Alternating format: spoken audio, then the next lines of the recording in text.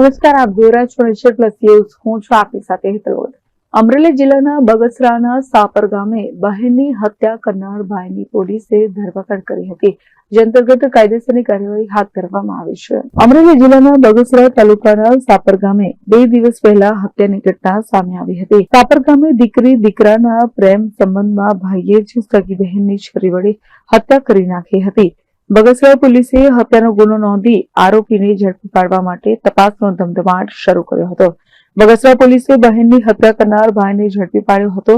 હાલ પોલીસે આરોપી નરેશ ચૌહાણને ઝડપી પાડી કાયદેસરની કાર્યવાહી હાથ ધરી છે અને રિમાન્ડ મેળવવાની તજવીજ હાથ ધરી છે. આ ઘટના એવી હતી કે મૃતક ગીતાબેનના દીકરા હાર્દિક અને આરોપી નરેશભાઈની દીકરી વચ્ચે પ્રેમ સંબંધ હતો અને મામાની દીકરીને બહેનનો દીકરો ભગાડી જતા આરોપી નરેશ ચૌહાણ ગુસ્સે થયો હતો અને સાપર ગામે અરવિંદભાઈ બચુભાઈ રાઠોડના ઘરે પહોંચ્યા અને દિવાલ કૂદીને અંદર પ્રવેશતા હતા. ત્યારબાદ ગીતાબેન સાથે બોલાચાલી કરી છરીના ઘા મારીને સગી બહેનની ભાઈએ જ હત્યા કરી નાખી હતી અને વચ્ચે પડેલા ગીતાબેનના સાસુ પર પણ હુમલો કર્યો હતો.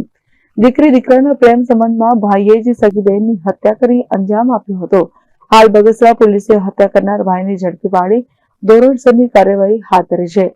આ ઘટનાને લઈને સાબર ગામમાં ચકચાર મચી જવા પામી હતી. 2025 ના રોજ બગસરા પોલીસ સ્ટેશનના સાપર ગામમાં એક મર્ડરની ઘટના બની છે, જેમાં આ કામના ફરિયાદી છે તેમના દીકરા દ્વારા આ કામના જે આરોપી છે તેમની દીકરીને રાજીપુર સુધી ભગાડી લઈ જવામાં આવેલી હતી. જે બાબતે આ કામના જે આરોપી છે તેમને સારું નહીં લાગતા તેમના દ્વારા આ કામના જે ફરિયાદી છે તેમના ઘરમાં હથિયાર ધારણ કરી અને પ્રવેશ કરવામાં આવેલો અને આ કામના જે ફરિયાદી છે તેમના પત્ની અને આરોપી છે તેમના સગા બહેનને એમણે છરીના આડેધડ શરીર પર ઘા મારેલા અને આ જે ફરિયાદી છે એમના મધર મણીબેન એમને પણ એમના વડે ઉપર પણ જીવલેણ હુમલો કર્યો અને આનામાં જે ગીતાબેન છે એમની મૃત્યુ થયેલી છે.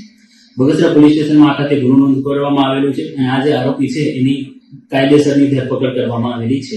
Dharmesh Mehta, nation plus news, Rajula. સમાચારોના સતત અપડેટ મેળવવા માટે અમારી નેશન પ્લસ ન્યૂઝની યુટ્યુબ ચેનલને સબસ્ક્રાઇબ કરો, બેલ આઇકન દબાવો અને જોડાયેલા રહો ફેસબુક, ઇન્સ્ટાગ્રામ અને ટ્વિટર પર.